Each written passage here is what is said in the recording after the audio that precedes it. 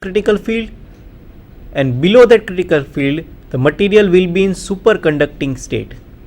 Under this critical field the material will be in superconducting state, and above this critical field the material will be in normal state. So we can say that there is only one value of critical field for type 1 superconducting material. Let us move towards the slide presentation. The first point, this means that if the magnetic field is reduced below Hc, the material again acquires superconducting property. As I said, below critical field the material will acquire superconducting property and the field is expelled out of the material. That means if the field is expelled out of the material will be reacting as a diamagnetic material. That is, this effect is observed in Meissner effect. Let us move to the next point. Type 1 superconductors are called as soft superconductors. Why it is called soft superconductors? Because of their tendency to allow field penetration even for low applied magnetic field. Because you are applying low magnetic field, then also it allows the penetration of field at low applied field. Many pure elements, alloys and some compound superconductors exhibit type 1 behavior. I repeat, elements, pure elements, alloys and some compound superconductors exhibit type 1 behavior. Let us move towards the next slide. Type 2 superconductors. Type 2 superconductors behaves differently in an increasing field in comparison to type 1. So you have to write this following points for 5 marks in your GTU paper when you are attending it. Type 2 superconductors behaves differently in an increasing field. As we observed in type 1, when you are increasing the applied field greater than its critical field, the material was behaving as normal state. Here, when you are increasing this applied field, it will behave differently in comparison to type 1. That is, type 2 superconductor will behave little differently in comparison to type 1. Let us move ahead. For an applied field below Hc1, that is the first critical field, the material is perfectly diamagnetic and hence the field is completely excluded. I repeat, for an field below Hc1, the material is perfectly diamagnetic and hence the field is completely excluded. Hc1 is called as lower critical field. That means it will have another type of critical field also. The field starts to exceed from Hc1 to Hc2. Hc1 and Hc2 here are the two values of critical field for type 2 superconductors. Penetration through the specimen increases, at which the magnetization vanishes and becomes normal.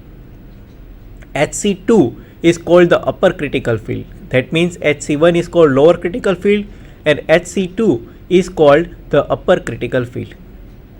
After that, you have to draw a graph for that type 2 superconductors. Let us observe that graph in this point.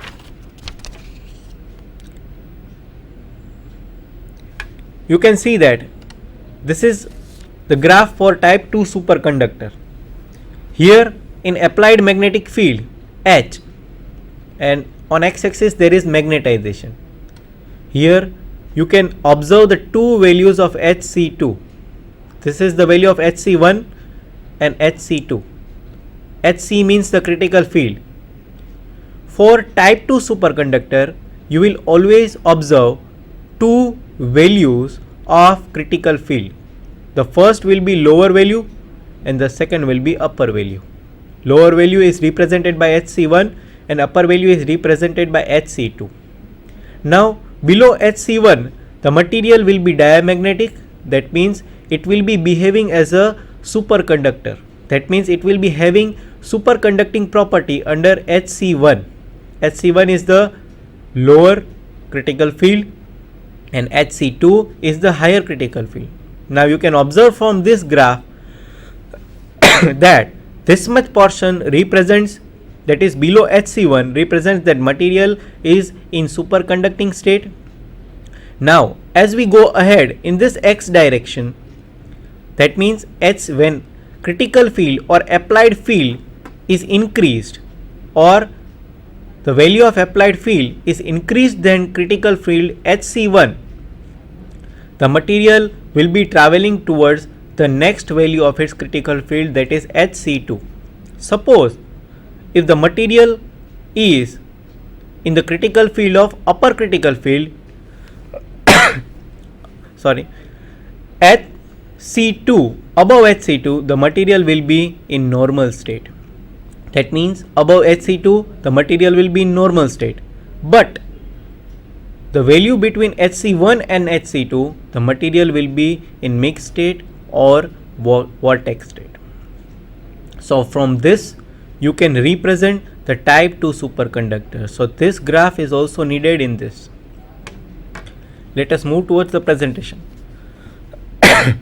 The field starts to exceed from HC1 to HC2, penetration through the specimen increases, at which the magnetization vanishes and becomes normal, and HC2 is called the upper critical field. In this region between HC1 and HC2, the material is in mixed state or the vortex state. The value of HC2 for type 2 may be 100 times or even higher than type 1 superconducting material. This is also observed in our graph. You can see that if the value is increasing greater than HC1, to achieve HC2, the value of HC2 is very much greater than, that means compared to HC1, it is 100 times greater than it. So let us move to presentation. In this region between HC1 and HC2, the material is in mixed state or the vortex state. The value of HC2 for type 2 may be 100 times or even more higher than type 1 superconducting materials. As HC2 and critical temperature of type 2 is much higher than type 1 superconductors, the type 2 superconductors are most widely used in all engineering applications. Because of higher critical field and higher critical temperature, type 2 superconductors are most widely used in all engineering applications than or in comparison to type 1 superconductor. Type 2 superconductors are also called hard superconductors. In comparison to type 1 is called soft superconductors because of relatively large magnetic field requirement to bring them back to their normal state. Let us move towards the next question, that is of optical fiber. This question was asked in January 2013 from the portion of optical fiber. Explain the following configuration with figure. You can see the two configurations which are actually asked in 6 marks. The first configuration is for 3 marks and second configuration is also for 3 marks. So total this configuration was asked in 6 marks. First configuration is multimode step index fiber, that is MMSI. The short form of multimode step index fiber is MMSI. And second, multimode graded index fiber, that is MMGI. You have to draw to explain this two configuration and to achieve 6 marks when you are attending this question. and giving the answer. Let us move towards the first configuration. Multi-mode step index fiber MMSI has relatively large core of diameter 50 to 100 micrometer and a high numerical aperture. Diameter of cladding usually lie between 100 to 250 micrometer, and due to more path for the light to propagate, all light ray do not follow the same path. So, light ray do not take the same amount of time to travel the length of the fiber. Light through this fiber propagates to three different path lengths. They are lower mode or lower order mode, the second one is middle order mode, and the third one is higher order mode. After that, you have to draw a diagram for that. Let us observe the diagram here.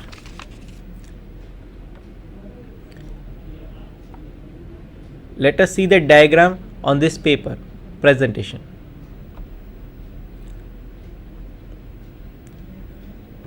Please do observe that here you can see that light through this fiber propagates through three different path lengths, and they are lower order mode, higher order mode, and third one is highest order mode. The second one is MMSI, MMGI, MMSI. First one is multi-mode step index and the second one is multi-mode graded index. You have to draw the particular diagram for MMSI. Here you can see that this is the portion of the optical fiber. This band represents the cladding, the lower cladding, and the inner side is core. Here you are giving the input of pulse, that is the light pulse.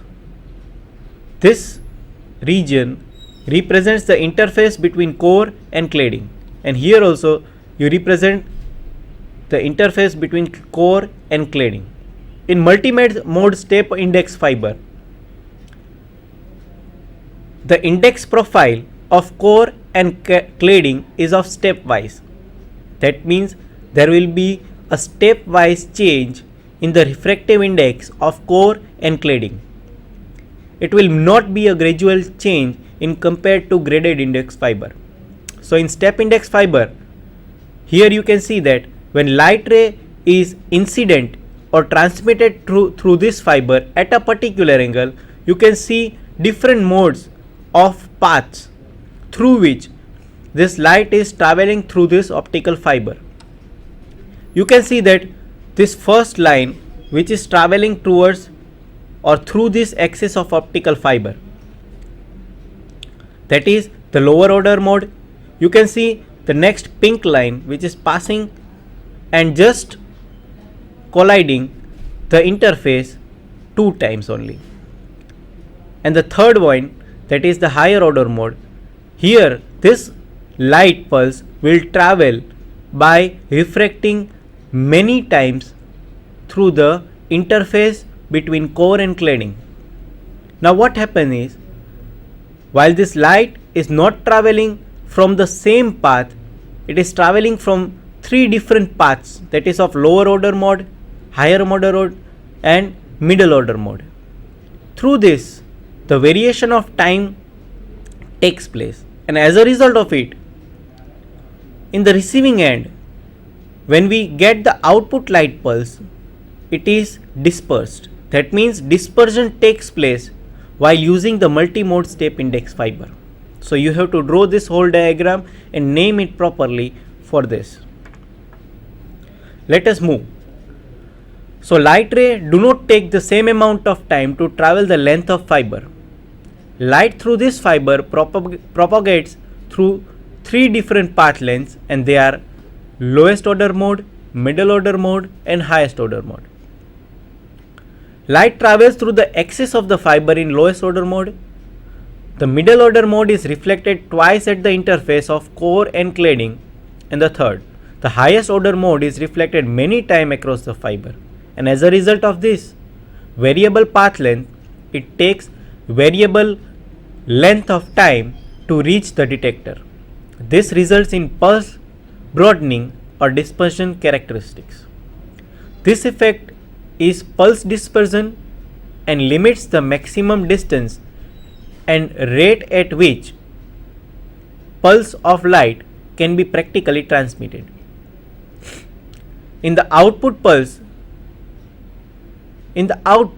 pulse will be reduced amplitude as well as increased in width. That means in comparison to input, there will be change in output, that is due to the dispersion.